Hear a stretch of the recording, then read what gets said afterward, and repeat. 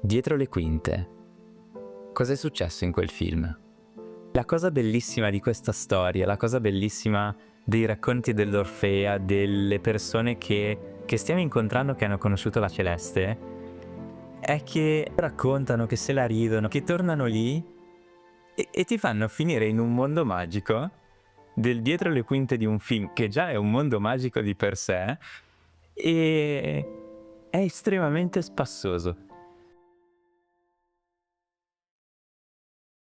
L'Oscar nascosto nasce dalla volontà di esplorare la storia di vita di Celeste Prilici e Orfea Prilici, la sorella, nel loro percorso dalla Francia, da una vita nel fascismo, una vita in un paese di campagna, a trovare il loro destino, il loro successo in una Roma in evoluzione nel secondo Novecento e arrivando a realizzare i costumi di scena per i più grandi spettacoli televisivi, show italiani e cinematografici. Avevamo fatto il Gattopardo, avevamo fatto Ludovic, avevamo fatto un sacco. Adesso l'ultima volta che siamo stati in clinica avevamo fatto Pinocchio con Gitano Lovesita. Era periodo della dolce vita, cioè sopra alla sartoria c'era il regista Padroni Griffith e accanto c'era Fellini. Non è da dire che eravamo in un posto così, era un posto importante.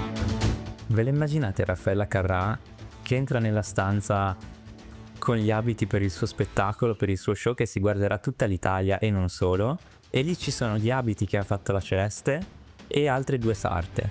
E tutte le volte che c'erano quelli della Celeste lei sceglieva i suoi. E se i vestiti che erano lì disponibili non gli piacevano, lei si metteva un paio di jeans e un maglione. A zia non gli è mai capitato, i suoi se li è sempre messi. E poi aveva una foto con una dedica di Sofia Loren. E io le chiesi com'era Sofia Loren. E lei mi rispose: una vera signora, molto di più di quello che uno possa immaginare.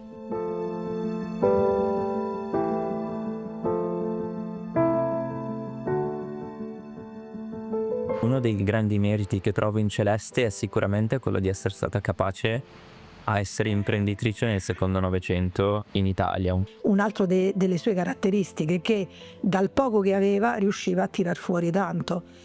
Poi dopo ha fatto questa grande scelta di aprire la sartoria via Milano. Celeste era proprio la fatina di Cenerentola, quella che ti trasforma il vestito da uno straccio e ti fa diventare un vestito meraviglioso. E mi ricordo con certezza il costumista con la Bucci che l'ha sempre cercata, l'ha sempre stimata tantissimo. Sono andata a lavorare alla Safas perché non sapevo fare niente. Lei ha detto: tu vieni, se non hai paura, ti metti vicino a me che ti insegno io.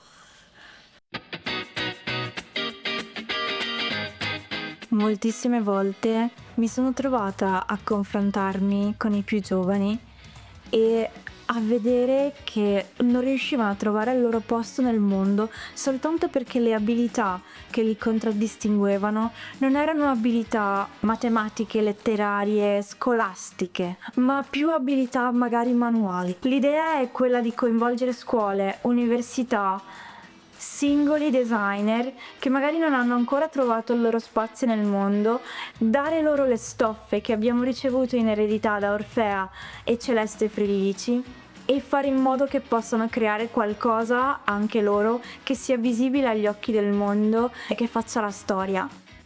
Stoffe antiche che diventano abiti moderno contemporanei, il passato che viene preso e spinto verso il futuro. Il risultato di questo lavoro sarà un libro, un film e una mostra itinerante che andranno a raccontare la storia di vita di queste sarte, per scoprire i dietro le quinte e i gossip della sartoria, delle celebrità e di questi grandi titoli che hanno fatto la storia.